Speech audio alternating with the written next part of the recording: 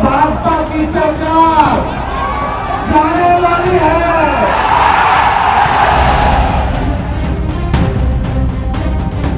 मैं चुनाव लड़ूंगा बिहारियों के लिए।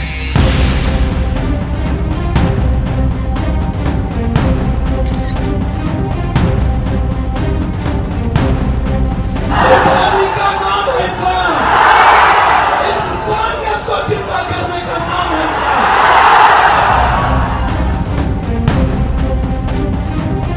इंडिया अलायंस को पता है कि दूर दूर तक उनकी जीत इस बार संभव नहीं।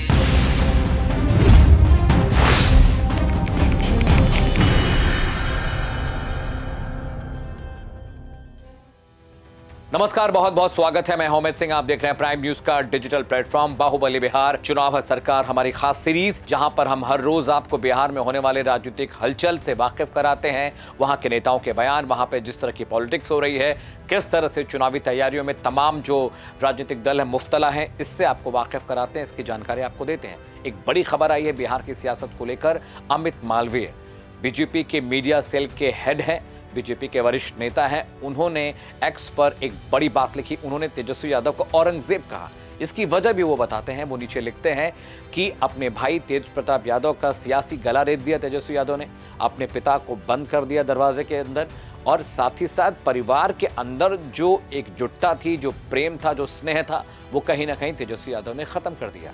अमित मालवीय नीचे लिखते हैं, संजय यादव नाम का एक शख्स है जिसने तेजस्वी यादव की कोई कमजोर नस दबा रखी है, जिसकी वजह से तेजस्वी यादव कठपुतली की तरह नाच रहे हैं। अब संजय यादव कौन है वो समझ लीजिए।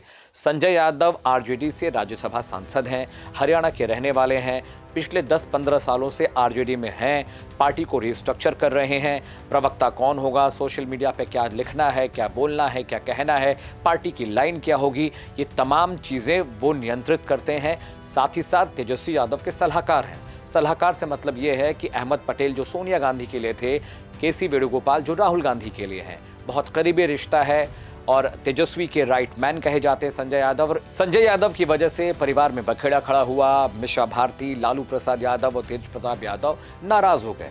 पार्टी में जो स्नेह था वो खत्म हो गया और इन सब का ठीकरा फोड़ा गया संजय यादव पर। संजय यादव पार्टी में बहुत बेहतर काम कर रहे हैं। बीते विधानसभा चुनाव जो 2020 में हुआ, वहां पर आरजेडी ने एक अच्छा प्रदर्शन किया था। पार्टी ने 100 से ज्यादा मार्जिन के वोटर्स भी लिए और नंबर्स भी बहुत ज्यादा थे। लेकिन बड़ी बात समझिए कि अमित मालवीय ये ट्वीट क्यों कर रहे हैं। बड़ा सवाल ये भी है कि बिहार में क्या चुनावी मुद्दे खत्म हो गए हैं, वहां पर लॉ एंड ऑर्डर की सिचुएशन पर सवाल खड़े होते हैं, वहां पर इंफ्रास्ट्रक्चर पर सवाल खड़े होते हैं, एजुकेशन सिस्टम बेहतर नहीं है, वहां पर गरीबी बहुत है, बेरोजगारी बहुत है, सड़क और पुल्स को लेकर लगातार वहां पर राजनीति होती रहती है। तेजस्वी यादव कहते हैं कि बिहार में अगर उनकी सरकार आती है तो बिहार बदल जाएगा। एनडीए यानी नीतीश कुमार और बीजेपी कहते हैं कि लालू यादव का जंगल राज बहुत वक्त तक चला और अगर फिर से आरजेडी सत्ता में आती है तो वही जंगल राज लौट आएगा। बड़ा सवाल ये है, क्या बीजेपी यानी एनडीए लेड जो गठबंधन है और इंडी गठबंधन जिसमें आरजेडी और कांग्रेस है, क्या इनके पास मुद्दे नहीं है, विषय नहीं है? सवाल ये भी किया जा रहा है कि अमित मालवीय जैसे वरिष्ठ नेता आखिरकार संजय यादव पर निशाना क्यों साध रहे हैं। अब से कुछ वक्त पहले मैं डिबेट कर रहा था जिसमें आरजेडी के प्रवक्ता ने कहा क्योंकि संजय यादव एक मजबूत किला है आरजेडी के लिए, उनकी स्ट्रैटेजी, उनकी प्लानिंग से बीजेपी डर गई है और इसी वजह से उन पर बीजेपी टारगेट कर रही है। ज्ञानेश कुमार 10-12 अक्टूबर तक बिहार पहुंचने वाले हैं। अक्टूबर-नवंबर के एंड में वहां चुनाव हो जाएंगे। कुल 243 सीटों पर अपनी किस्मत आजमाने जा रहे नेता, लेकिन अंडर करंट जो है वो भी समझना जरूरी है। तमाम सर्वे ये बता रहे हैं कि नंबर 1 पसंद बतौर सीएम इस वक्त तेजस्वी यादव हैं, दूसरे नंबर पर पीके हैं और तीसरे नंबर पर खिसक कर नीतीश कुमार आ गए हैं।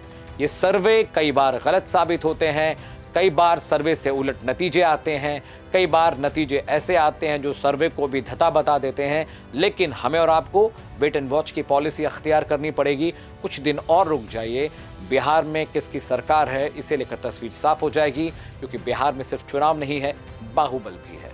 अभी के लिए फिलहाल इतना ही, लेकिन आप हमारे डिजिटल प्लेटफॉर्म पर बाहुबली बिहार चुनाव है सरकार की तमाम सीरीज को फॉलो कर सकते हैं, देख सकते हैं। कोई सवाल हो, किसी नेता के बारे में जानना चाहते हैं, किसी विषय पर जानकारी अगर आप चाहते हैं तो हम उसे भी आप तक पहुंचाने की कोशिश करेंगे। अभी के लिए फिलहाल इतना ही, लेकिन देश और दुनिया की तमाम बड़ी खबरों को देखने, सुनने और समझने के लिए आप प्राइम न्यूज के डिजिटल प्लेटफॉर्म को फॉलो करते रहिए। नमस्कार। ये एनडीए भाजपा की सरकार जाने वाली है।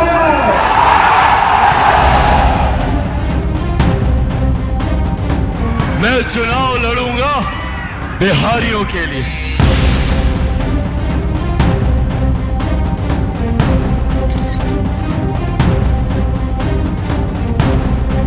बिहारी का नाम है इस्लाम, इंसानियत को जिंदा करने का नाम है इस्लाम।